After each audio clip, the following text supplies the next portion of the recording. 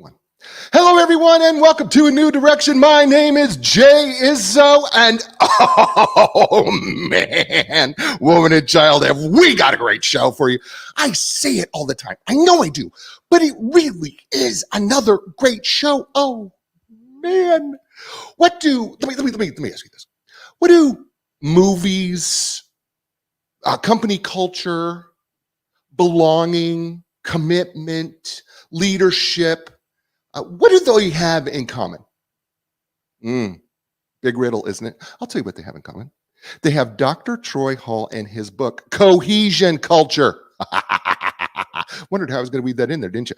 You know what? He is going to join us today. I am telling you, this book is outstanding. There are a lot of books on culture, but there are very few books that actually talk about how do we retain our top talent and how do we create a place that not only people want to stay, but that people on the outside go, how can I go work there? That's what he creates here.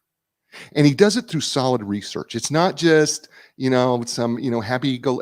There's research behind everything that he's done here. This was part of his doctoral dissertation. It is brilliantly written. It is fun. Yes, ladies and gentlemen, it is fun. He's fun. He's outstanding. You're going to love him. But before we get to him, let's do what we do every week, right? We walk you through the 4 areas of your life. Here's the deal, right? We're 4-part people, right? And we're physical, mental, emotional, and spiritual people. And the fact of the matter is, as those 4-part people, we have to be in constant training of those 4 areas. Every day, we need to be working on those 4 areas of our training, physically, mentally, emotionally, spiritually. And how do we go about doing that? Well, let's take the physical area. If you were to rate yourself on a scale of 1 to 10, 1 being my training is just awful, and 10 being my training couldn't get any better, how would you rate yourself if you put this all together? Getting exercise, eating right, drinking enough water, getting enough sleep, taking care of the things that you need, like getting your checkups and stuff like that. How would you brushing your teeth, all those things. How would you rate yourself on a scale of 1 to 10, 5 being average on a daily basis? Right? Now, here's the deal. This isn't about the number itself so much, because whatever the number is, right? But it's a place where we start from, where we go, okay, what can I do to improve? Right? Because, maybe it's just going to take a little self-discipline, for yourself to go, I need to just maybe take an extra walk, right? Need to go out and I need to do something. Maybe I just need to go to the gym, or maybe when I do, I just get on a bike and ride for a while, whatever it may be. Maybe it is, I got to put down the sugar, because there's a lot of sugar going on this time of year, right? Whatever it is. So whatever that number it is, but that's your first number. All right. Second number is the mental number. What do I mean by the mental number? My wife says this all the time. Don't be a mental loafer, be an active participant in your mental growth. That means, what are you doing to actively grow in your knowledge and understanding of you and the world around you? And that could be even understanding how relationships go. I have a coaching client, and one of my coaching clients, she really wanted to work on, really understanding her relationship with her husband. So we did this thing together where we went through the 5 love languages. The book is called The 5 Languages of Love. And it was one of the things that we went through, and what she learned, and what she did was she was learning and growing through that, right? But you could read a book like this and grow. There's another thing that you could do. You know what? You could take up an instrument and you can grow. You can get your mind active and growing and doing, right? So on a scale of 1 to 10, how would you evaluate your, growth in your mental side? All right? You got 2 numbers. Third number is the emotional number. And, I know that, first of all, I know that Dr. Troy is going to talk about all these things because it's part of his book. By the way, it's no coincidence that we kind of are in that alignment, which is something else he's going to talk about too, by the way. But emotionally, we talk about emotional quotients, emotional intelligence, those type of things. But I'm going to simplify it down to you to just 2 basic fundamental things. How well are you able to control your emotions under stress and pressure? That's the first part. And then the second part is, how well are you able and willing to really tap into and understand and listen to the emotions of others? I'm just going to make it that simple. How have you been doing? Because you know what? Emotional control takes practice. You just don't wake up one day and go, okay, I've got it all together. Oh, no, we all got to work. We got to work on this every day. Some days are better than others, I could be honest with you. So on those two scales, what number would you give yourself on a scale of 1 to 10? Okay, so now you got 3 numbers. The fourth number, that is the spiritual number. And that one gets a little bit difficult, right, for people. Because I know there's a lot of people out there who will say, well, Jay, I don't really believe in spiritual stuff. It's just, well, you do, honestly. If you believe that you are going to do something tomorrow, well, that means that you have faith, doesn't it? If you're going to take a trip, if you're going to do something with friends, you believe that that's going to happen, and that is faith. But then we also, when things go bad, we run to something believing that that's going to give us a sense of peace or calm, right? Well, that's spiritual. Then there's, believing that you have a purpose that goes beyond just what you do every day. That's spiritual. What gives you that centeredness, that peace, that sense of joy in the midst of chaos? Is it God? Is it nature? Is it meditation? Is it something else? And then I ask you this question: how's it working? And what needs to change? Right? So how would you say you're doing in the spiritual area? Right? And there's your 4 numbers. Those 4 numbers are like the legs of a chair. If the legs of the chair are uneven, you know what happens? You get bad posture if you sit in that chair too long. By the same token, you know what? You want the chair to be at the right height so that what you can do is you can eat at the table and get the nutrition of all 4 of those areas. Speaking of someone who has his legs all even and at the right height, his name is Dr. Troy Hall. He's been featured on the Today Show, ABC, Beyond the Business Radio Show, and CEO World. Dr. Troy Hall is an award-winning culture strategist, speaker, best-selling author, and talent retention expert. His doctorate in global leadership and entrepreneurship has sent him across the globe to help leaders create cultures of cohesion and retain top talent in their organizations. As the author of the best-selling title, Cohesion Culture, Proven Principles to Retain Your Top Talent, and co-author of the best new book released, Mission Matters, world's leading entrepreneurs reveal their top tips for success. I'm going to have to get that book, and I think we're going to have to interview Dr. Troy again. Dr. Troy was once told he did not have the talent to write. I understand that because I was told I was an awful writer, even in college. His mom, Fanny, reminded him, it's not the successes or failures that shape your life, it's how you handle them. With more than 40 years of practical leadership experience and a PhD in global leadership and entrepreneurship, Dr. Troy's passion is helping others succeed. His consulting and executive coaching sessions have positively impacted organizational leaders around the globe on how to create cultures of cohesion to retain their top talent. Ladies and gentlemen, please welcome to the show and welcome to A New Direction, Dr. Troy Hall. Well, Jay, thank you so much for welcoming me. When I first got the invitation about A New Direction, I thought you were doing a boy band. I get that often, that am I supposed to sing? No, we don't want you to sing. We're actually going to interview you. Yeah, I get that though. Love the book, man. I love this book. We talked about it a little bit before the show.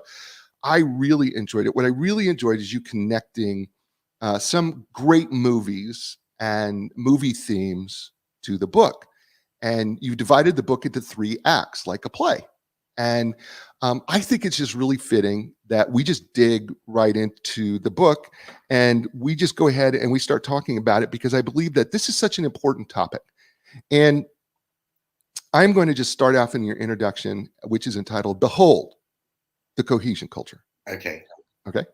And you say cohesion cultures are one in which employees have a sense they belong, feel valued, and commit to the personal and organizational goals. That sounds pretty self-explanatory, but it sounds like something that should be achievable, but it really rarely is, isn't it? Well, there are challenges that come with that, both from the employee side and from the leadership side. And the real challenge, or the real opportunities that organizations have, is actually creating those alignment of values that they subscribe to, and those that the leaders will uphold. So you are correct. A cohesion culture is a safe workplace where people have a sense of belonging, are valued, and they share in mutual commitments. The great thing about a cohesion culture is that it supports the efforts of diversity, equity, and inclusion. From a DNA perspective, who doesn't want to belong? I mean, let's face it, we all are joining things. We all want to commune with someone. We like to cohabitate. We're happy with a family. We want to connect.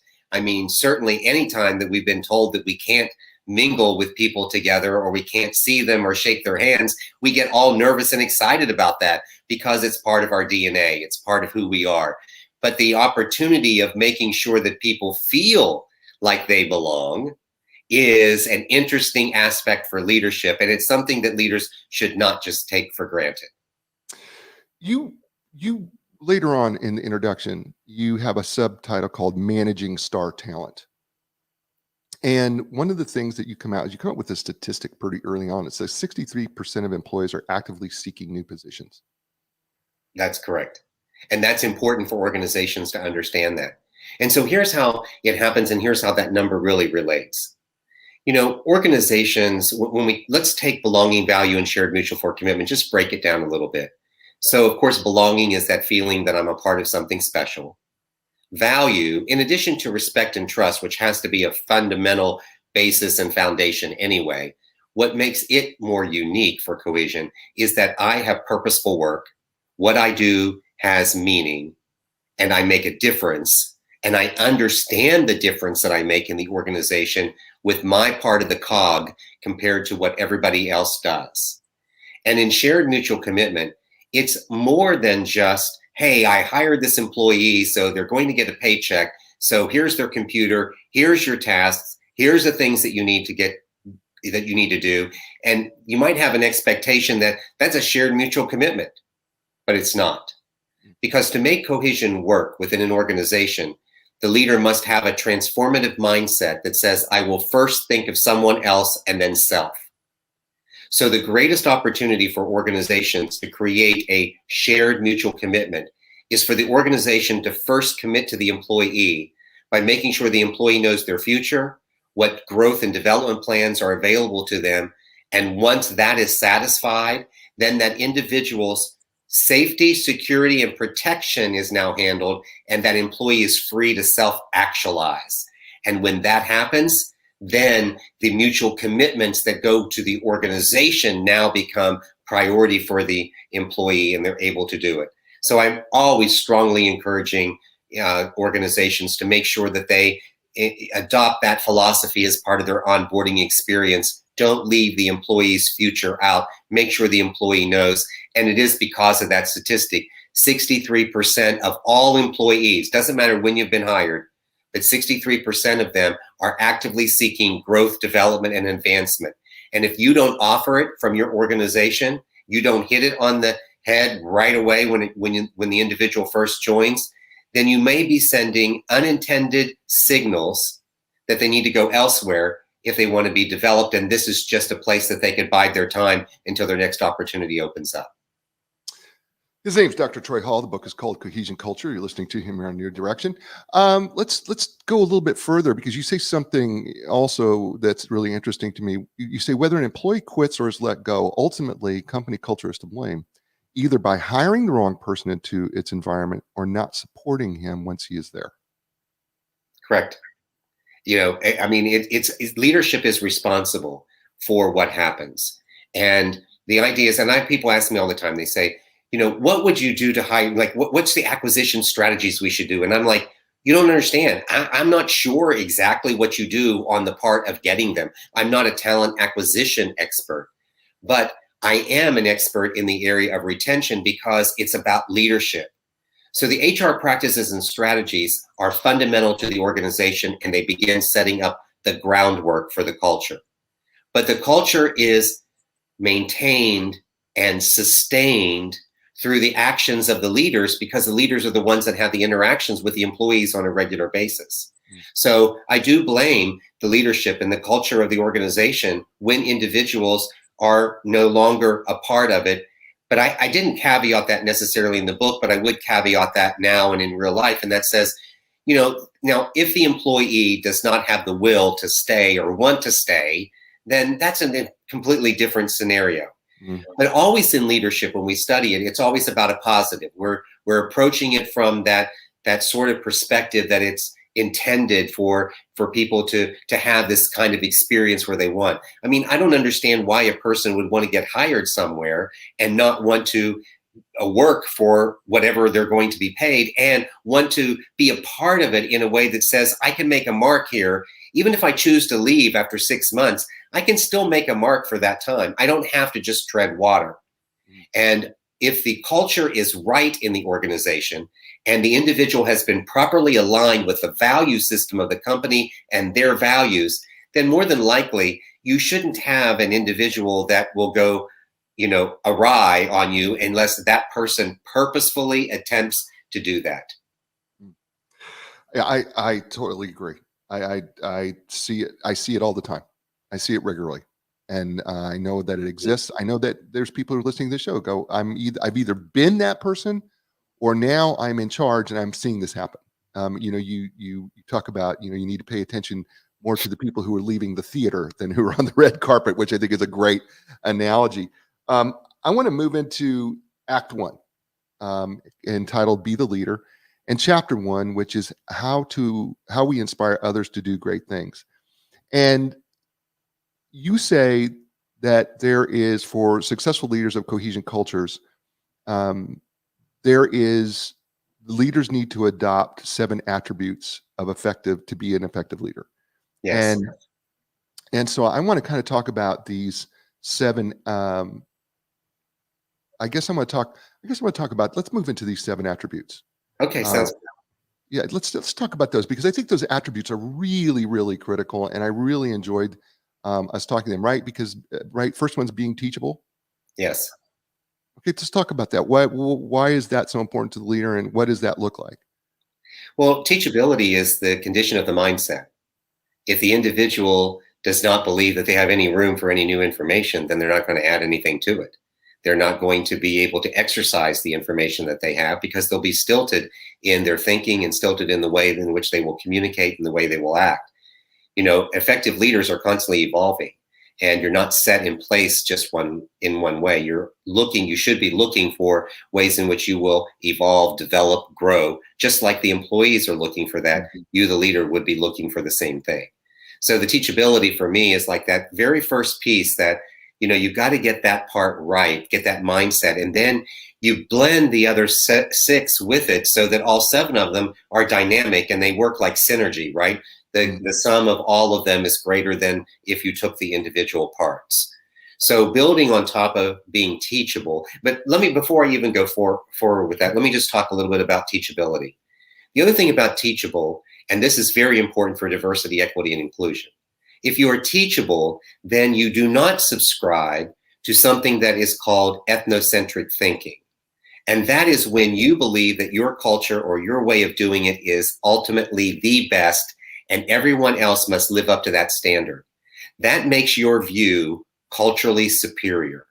As a result of being culturally superior, you miss out on the opportunity of not only creating a sense of belonging, but having people feel like they could be included in that belonging as well.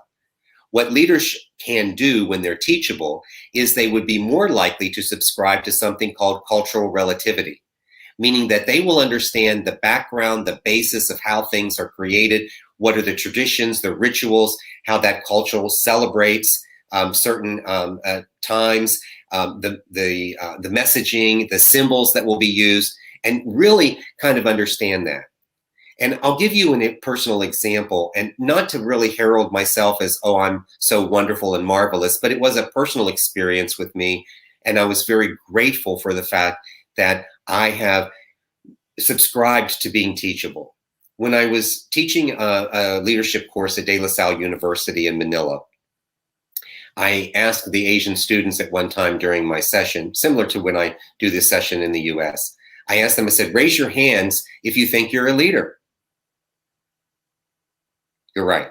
The radio silence that you had there, that's exactly the silence that was in the room. No one raised their hands, no one moved, they didn't anything. Now, if I had approached that class the same as I would have in the US, I may have wanted to sort of shame them a little for not raising their hand. Like, what do you mean you're not a leader? What do you mean you don't raise your hand? But fortunately, I had the good sense of mind to stop and say, I need to have self-discovery. I need to ask why they didn't raise their hand. So I started asking the question slowly, what I determined from that culture was that they do not claim the title of leader because it's a work in progress for them. And unless they had a specific certification or some sort of requirement process they went through to earn it, they would not claim the title.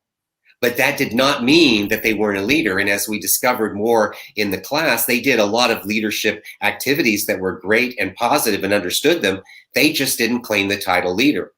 If I had been culturally superior in my approach, I would have missed out on the nuances of being culturally relative to what was important to the Asian community and how they would approach that concept of being teachable. His name is Dr. Troy Hall. The book is entitled Cohesion Culture, Proven Principles to Retain Your Top Talent. You're listening to him here on A New Direction. Hey, everybody, my sponsors. I got a number of sponsors, and two of them here is Epic Physical Therapy. Whether you're recovering from an injury or surgery, suffering everyday aches and pains, having difficulty performing activities of daily living, you're just looking to improve how you move. Maybe you're a professional athlete, you're an aspiring athlete. Listen, they know how to work with you, right? If you are looking for your epic relief, your epic recovery, and your epic results, just start with Epic Physical Therapy. You can learn more by going to epicpt.com. That's EPICPT.com.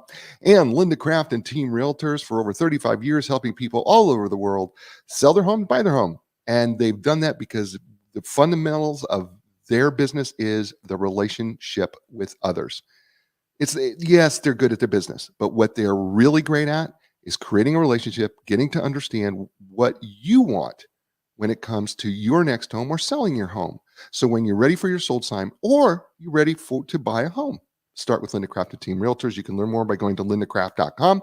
That's LINDACRAFT.com. And we're back here on A New Direction with Dr. Troy Hall and his book, Cohesion Culture. We're only in Act 1, Scene 1. If you want to know where we're at in the book. And we are really digging in here into 7 fundamental principles of leadership when it comes to creating cohesive culture or cohesion culture. And we just talked about being teachable, which is ultimately so important. But the second one you have is having compassion. Yeah. Which I think is really kind of unique because we don't think about leadership as being compassionate. Well, it's part of having empathy and being able to understand where somebody else is, how other people, walking in someone else's shoes. Really having empathy is giving an opportunity to say, I think I may have an understanding of what they are saying, thinking, feeling, and doing. And that's the compassion. And you balance that compassion with the third element, which is grace. Right. And grace is not always thought of either, but grace is the unmerited favor that I get to extend simply because I say so. Right. And as a leader, there are many times when the leader could extend grace, should extend grace, but maybe they don't. So thinking about that compassion and grace, you also then can think of how you will celebrate gratitude and joy and kindness, and all of that wraps into the personal connection. Because like everything, it really has to do with connection before content. Mm-hmm. So our relationship, just like when you talked about Linda and what she does with her real estate, it's the connection of people first that really matters. All businesses that interact with humans are a people-centric business. Mm-hmm. And understanding people is an important aspect to any work that is being done, whether it's the individuals inside the organization or the consumers you're going to interact with outside the 4 walls. So if you start out being teachable, your mindset is in the right spot. You show compassion and grace. You then know how you're going to interact with people. You then be a seeker of truth. Nothing is more important than for the leader to be operating from a source that's positive, a source of knowing, a source that's grounded, as opposed to one that just sort of accidentally makes it up or gets it right on occasion. Having humility is a key aspect in leadership. Jim Collins' book that he wrote, Good to Great, over 20 years ago, talks about the leader, the level 5 leader, and humility was the characteristic that was most defined to take organizations from good to great. And then we talk about being pure or genuine, having that purity of heart. being authentic, knowing that every action you take is purposeful and it is not meant to harm yourself or someone else.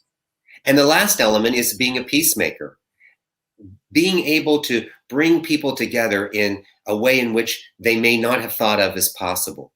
You know, peace exists when two opposing forces enter a space that neither person previously occupied.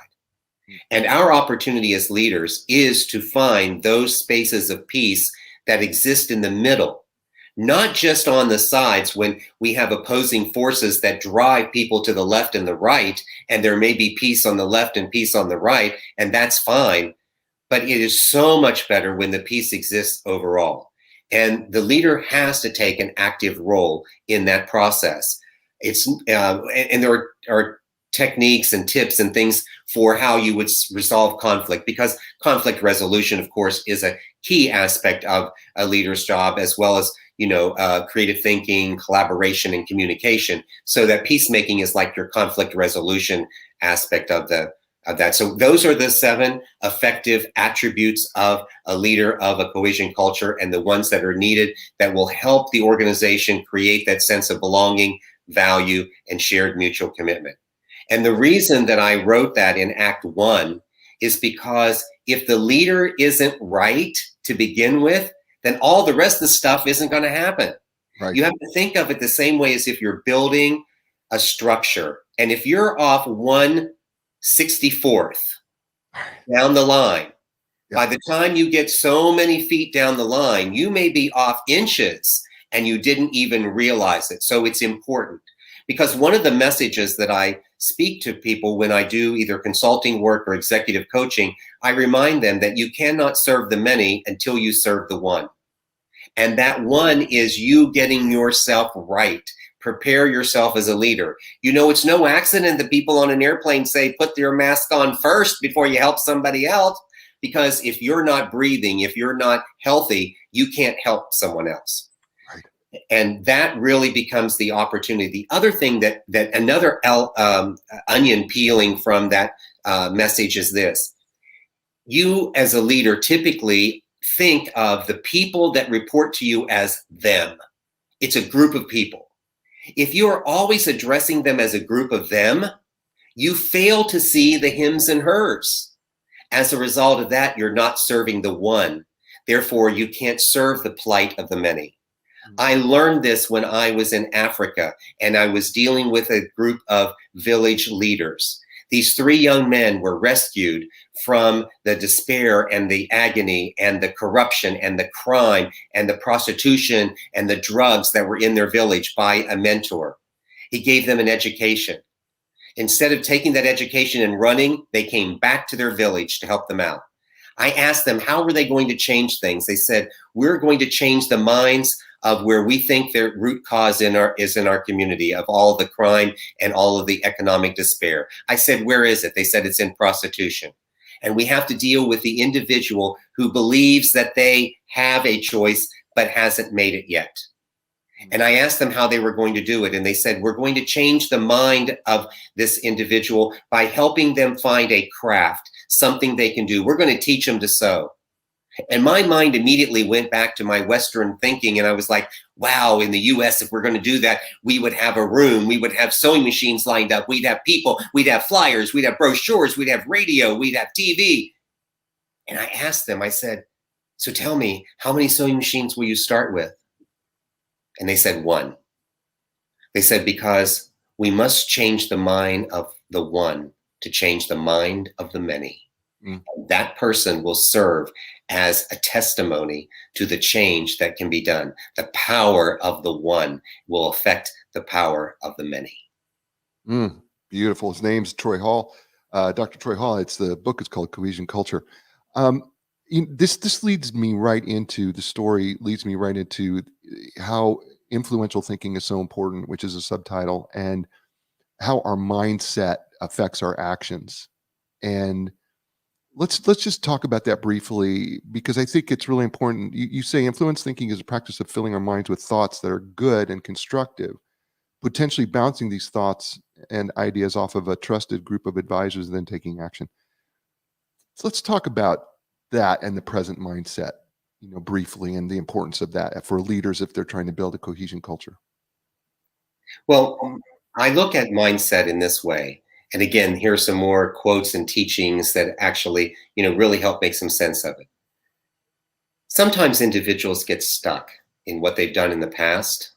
They may think that what they've done before is all they need to do. They may have had great celebrations in the past, or their past may not have worked out really well and they feel doomed for what's going to happen. I remind them that you cannot be a victor of your future if you're held captive by your past. If you allow that past to hold you down, to anchor you like a ball and chain, then you're not going to have the mindset that will allow you to move to the future that may be designed for you or that may be waiting for you. If you're only going to approach your future on everything that you already knew, then the likelihood of it being a fantastic future is somewhat limited. That's the mindset. Your mind has to be open, has to be positive, has to be ready to accept new information, and you have to know what you're feeding it. You can't just arbitrarily take in information. I have people that I work with who waste time on social media or waste time doing things when they could be more productive, but somehow they haven't developed the habit to do it. Somehow they've got themselves into this routine that they were very comfortable with. To get to the future, you have to be in the present. You can't be in the past to be there. So to get to the future, you think about where you are today, which is why I follow up with this lesson and I say, the truth is in the I am, not the someday I will be. You get to claim who you are today.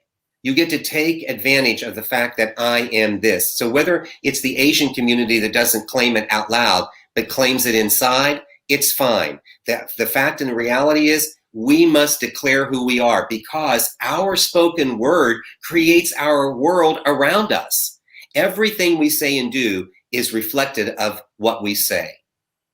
Those are the words we speak. We speak positivity, we get positivity. We speak negativity, then we tend to find ourselves down and out. Now, I want to make sure that everyone understands. I understand that there are diseases that people have that affect their thinking and their morale and all of those issues. I am speaking about leaders who are fully capable of leading and doing their work and doing their job. I'm not talking about some social psychological issue that may need to be dealt with in another manner, because organizational behavior is always working from that positive, from the fact that the individual has all their faculties and they are able to simply motivate themselves in a way to make that change or to make that effort. Yeah, absolutely. Amen to that. I totally agree with you. Everything that you're saying here. I want to move to, we're still in Act 1. I want to move to Scene 2 or Chapter 2.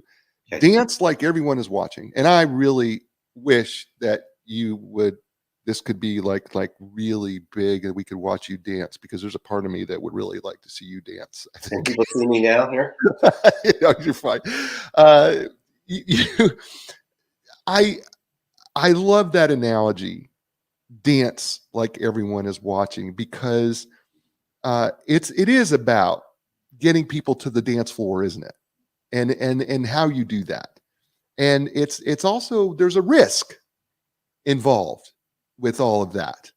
And then there's got to be something involved with, putting away a sense of your own pride and be willing to do it. So let's talk a little bit about why, as a leader, we need to dance like everyone is watching.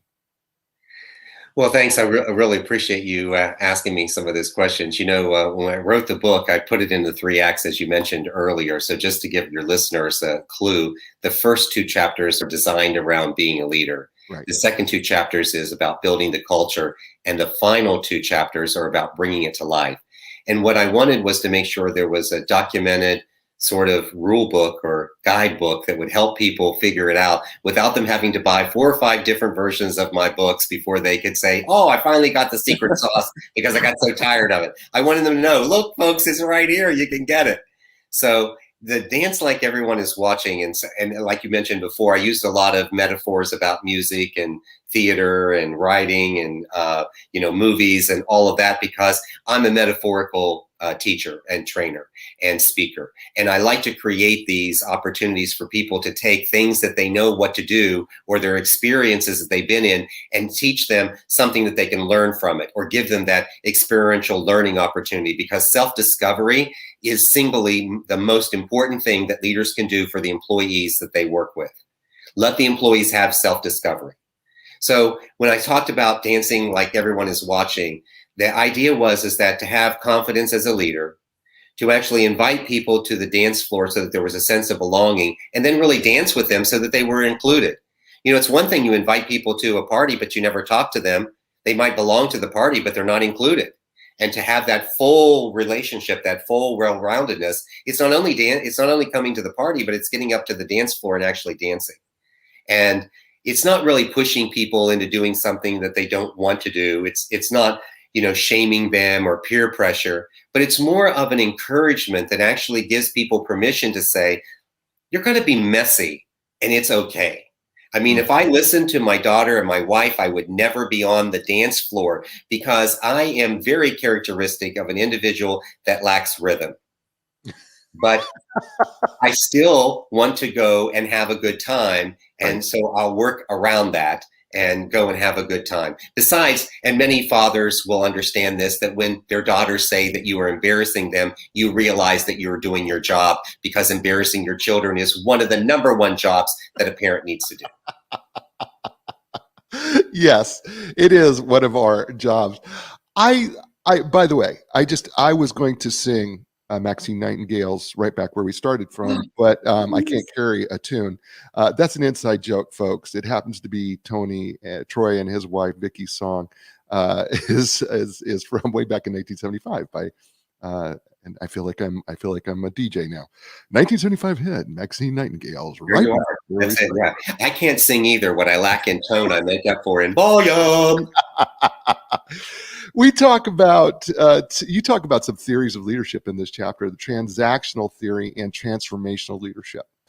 And I think it's important that people understand that we still have a lot of transactional leadership going on, especially in this country. And I think in other countries as well. And, we're an international audience. We're, over 85 countries around the world that download and listen to this show and watch us live. And so I know there's a lot of transactional leadership theory going on, but really, if we're going to be in a cohesion culture, we have to get to a transformational leadership. Help us dive in there a little bit and kind of get an understanding of those two. So the transformational leader first focuses on someone else and then self. And that was part of what I described in the very beginning, specifically around shared mutual commitments. Transactional leaders, there are 4 characteristics of the transformational leader. That transformational leader, first of all, aspires people to a vision and trains them and teaches them the vision. Doesn't just have one and say it, but actually motivates, stimulates people toward the vision and teaches them along the way so that they will know how to replicate that vision for others that they may come in contact with. The second characteristic is they have to be a good social architect.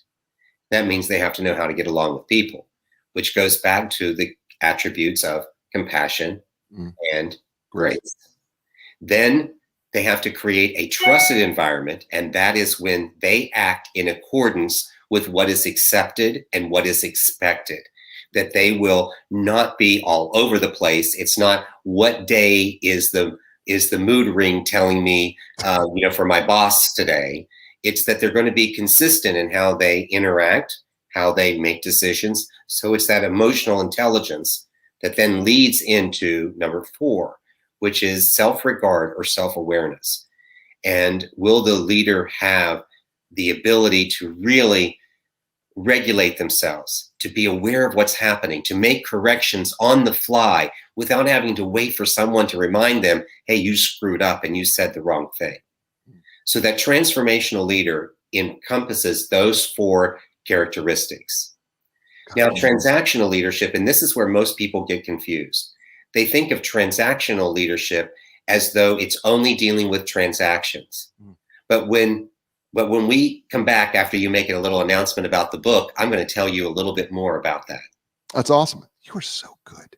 Gosh, you're good. His name is Dr. Troy Hall, and he's fantastic, isn't he? I'm telling you, the book, Cohesion Culture, get it. By the way, Proven Principles to Retain Your Top Talent. You're listening to him here on A New Direction. Folks, talk about Epic Physical Therapy. You know, they are my physical therapists. They are absolutely awesome. They have helped me through a lot of surgeries and pain and suffering that I've self-induced to myself playing hard. And you know what? Listen, they have a number of facilities, and they offer the most advanced top-of-the-line equipment like the Ultra G anti-gravity treadmill, Normatec compression sleeves, Game Ready happens to be my favorite. Compression and ice all at the same time. But they're also certified in cutting edge treatments like blood flow restriction therapy, dry needling, cupping. That's just a few. When you're ready for your epic relief, your epic recovery, your epic results, start with epicpt.com. That's EPICPT.com. And Linda Kraft and Team Realtors. For more than 35 years, they have been serving the world. Linda and her team have been doing that, and they have stayed consistent with that. And they have been, by the way, consistent with this book, they've been awarded multiple times as the best place to work. And they're very proud of that fact. But they're more proud of the fact that they've been able to serve thousands upon thousands of people to help them find their dreams and real estate. And they do that because they are able to connect with them relationally, which is why her very first client from 1985 still sees her today. So when you're ready for your sold sign, you're ready to start your home journey, start with Linda Kraft at Team Realtors. Doesn't matter where you are. It's just lindakraft.com. It's LINDACRAFT.com.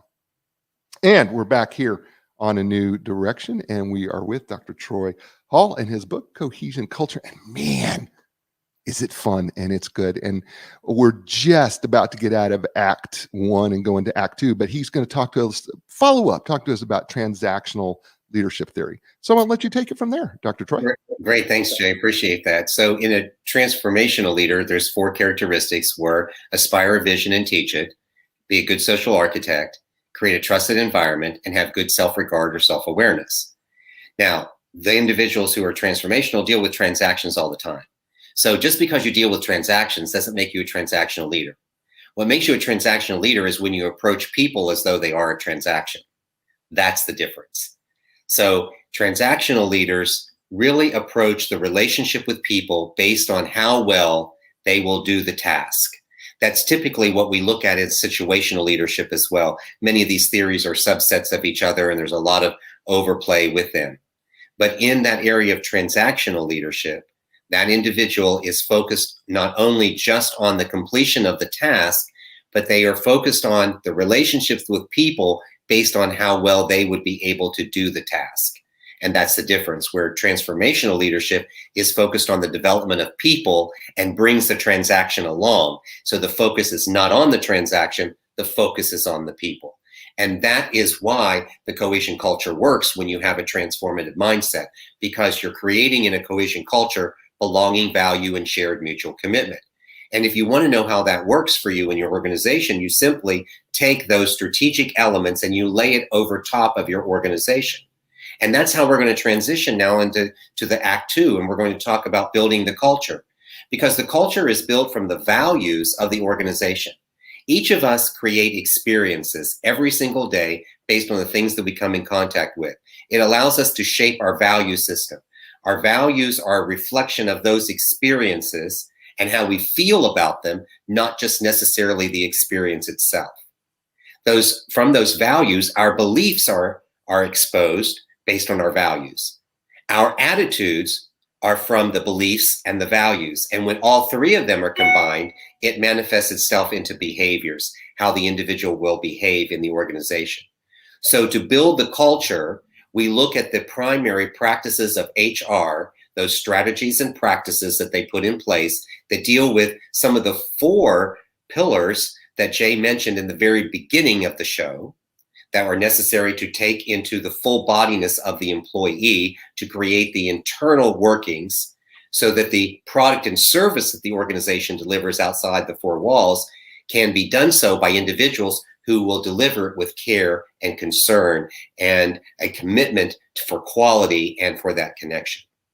So when you have that, you're building your values. So when I talked before about acquiring people, I don't know the tips and the techniques for acquiring, but what I will say is that bring people in who align to the values of the organization.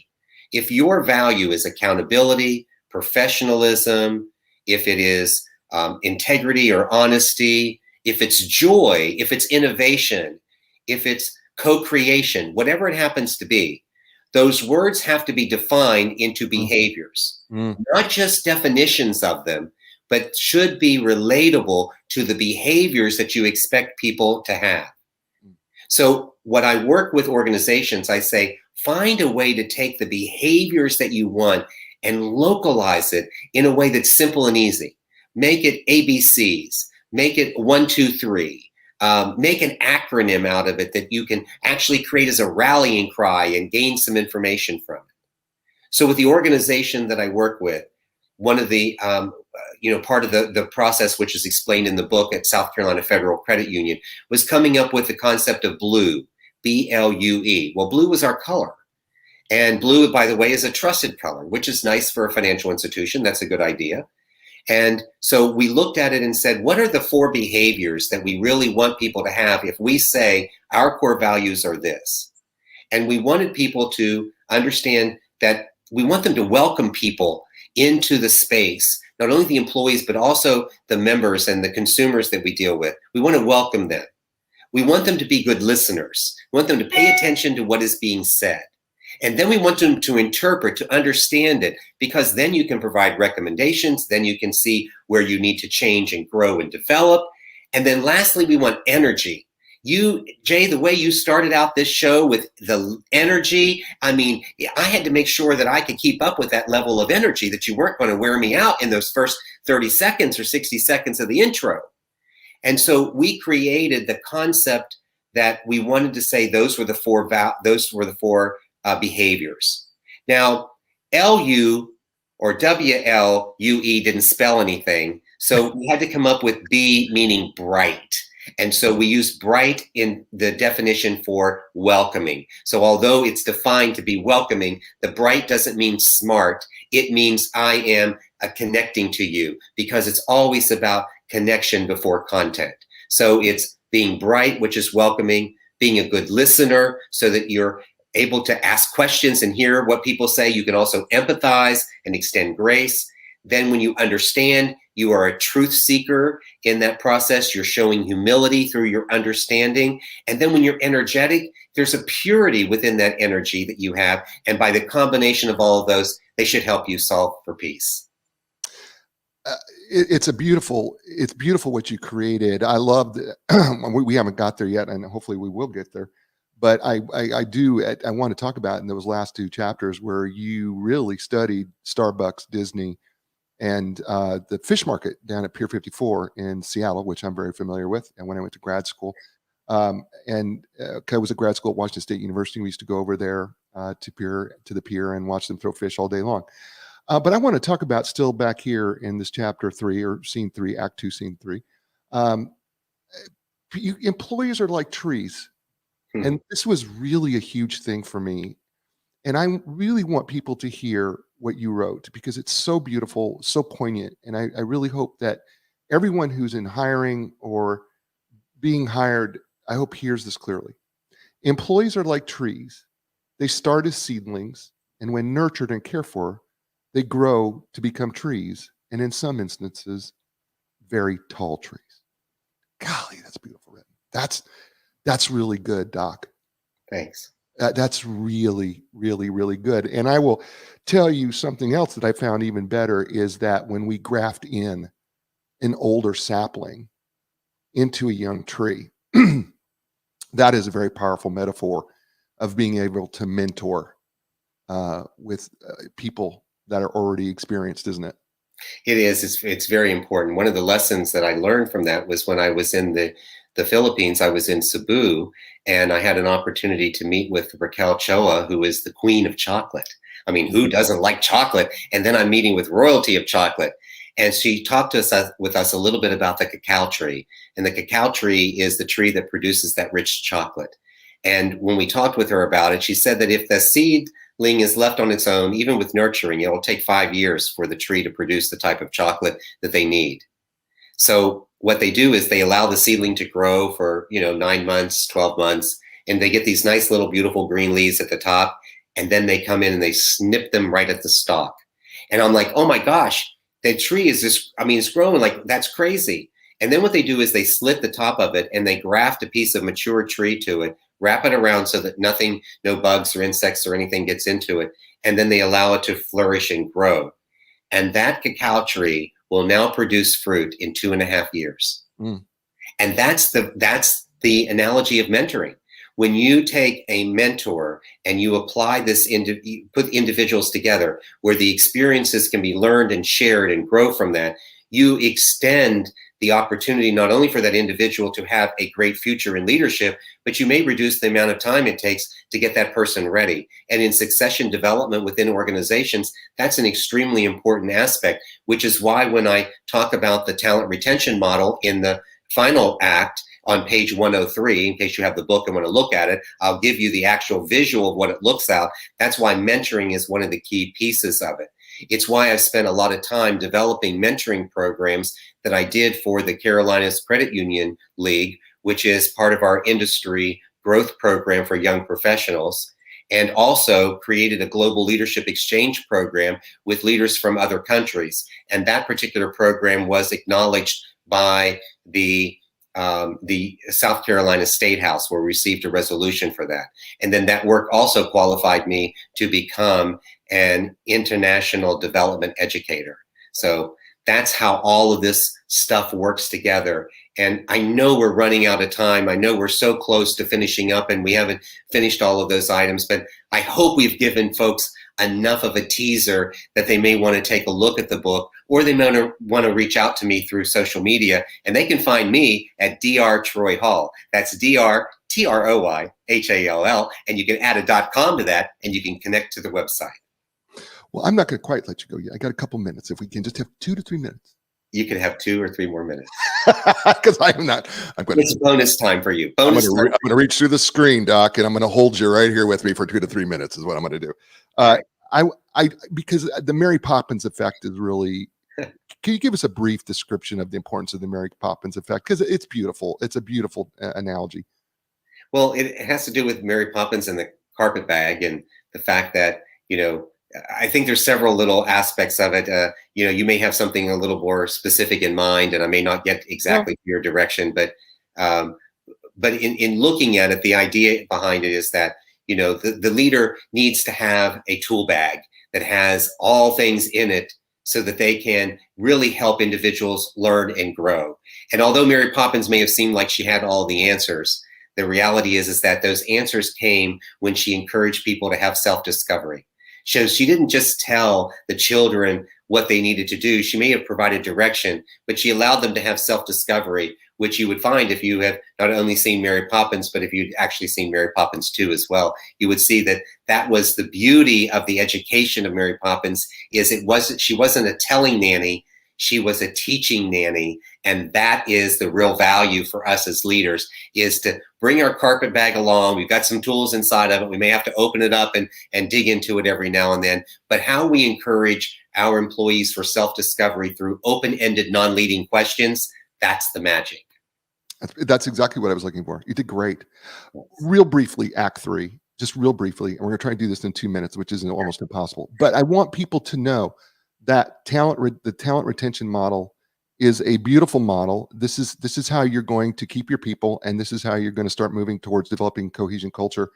Let's just talk briefly about the 4 concepts, if we can, in a minute or two, and we'll call it a day. So the concepts within in that model. So what that model really shows is how you interact with the strategic framework. You take your values that you have within your organization, and all of them create a circular. And then inside the circle is relating and your learning. And so it's really the relating aspects of the people, and then the learning part of the people. So that is really what encompasses the the talent retention model, and then how you take each of those items and the various things that you may do are just going, I mean, I've given you some ideas of things that you can do, Sure. but realistically, they need to be customed to the organization. That's why you take the strategic framework of belonging, value, and shared mutual commitment, lay it over top of your organization, and then say, where can I do better when it comes to belonging? And have I created value? Have I provided for shared mutual commitments in a way that allows the organization itself to simply expand and grow? And if you don't mind, I'm going to ask you a few questions, if I can do that as we close out. Sure. All right. So when I talk about a cohesion culture, often people think that I'm trying to get everyone to create the exact same workspace, but I'm not.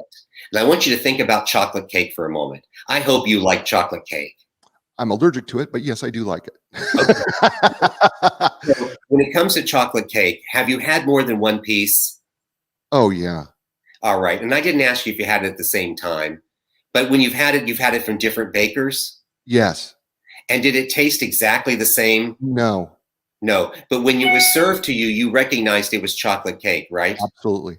Good. Chocolate cake has 3 primary ingredients next to the cocoa: milk, eggs, and flour. And there's a variety of ways you can get each of those ingredients and mix them together that will impact the flavor and the texture and the outcome of your chocolate cake. But when it's served, you still know it's chocolate cake. That's a cohesion culture. That is your chocolate cake. You will take belonging, value, and shared mutual commitment, and you'll figure out what is right for you based on your customs, rituals, traditions, messages, and symbols. So every time you see a chocolate cake, Jay, you think of cohesion culture, proven principles to retain your top talent. And that's why he's Dr. Troy Hall.